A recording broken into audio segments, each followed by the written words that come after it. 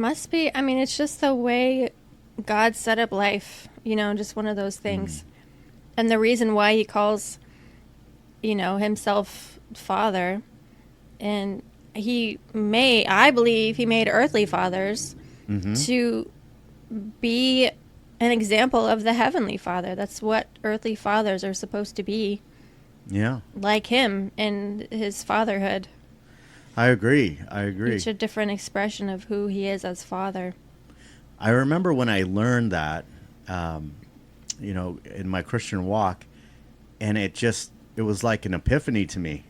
I was like, the reason why I had doubts about God when I was in high school was because my earthly father wasn't doing great. He was, messing up his marriage and not treating us well. And thank God he got saved. But during that time, I was like, well, if my father is like this, then the Heavenly Father is much worse. That's what I was thinking. As far as, I don't know, as far as being, I don't know, compassionate, understanding towards you, or what? Yeah. I figured that he wouldn't be. Right, you thought he would be more stoic, Yes. More detached. My way or the highway. Yeah, I thought that was God, and I was like, what kind of God is that? This Bible says that he's full of everlasting love, but it doesn't you seem don't really that believe way. that. Mm-hmm. But the reason why I thought that way is because I was comparing him to my dad here on earth.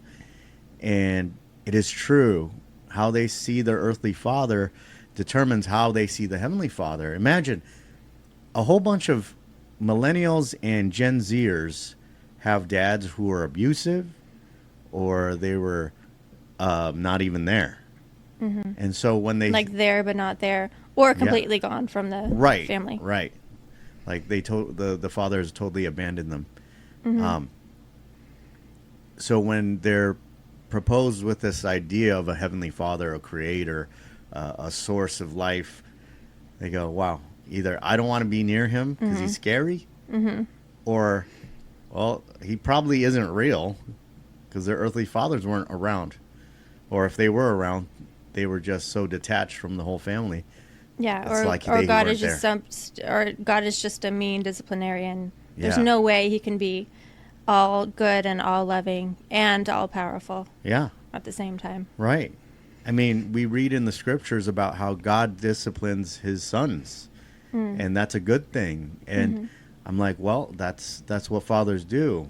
But also, fathers are generous. We read about the father who was owner of 1,000 cattle on 1,000 hills. Also, the father that forgives the prodigal that comes back, that stole from him, and hurt him, wished him dead, pretty much. And yet opened the house up and had a party for him.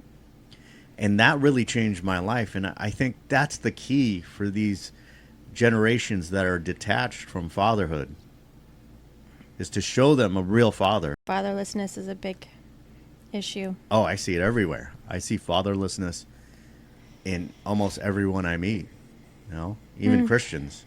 Oh, yeah. Yeah. Do you think that's going to be a good solution for this upcoming generation? To solve fatherlessness, I think that would make a big impact. I think we'd have men back in church. I think we would have stronger families. I really believe there would be less young men and women losing their faith when fathers take their role in the family.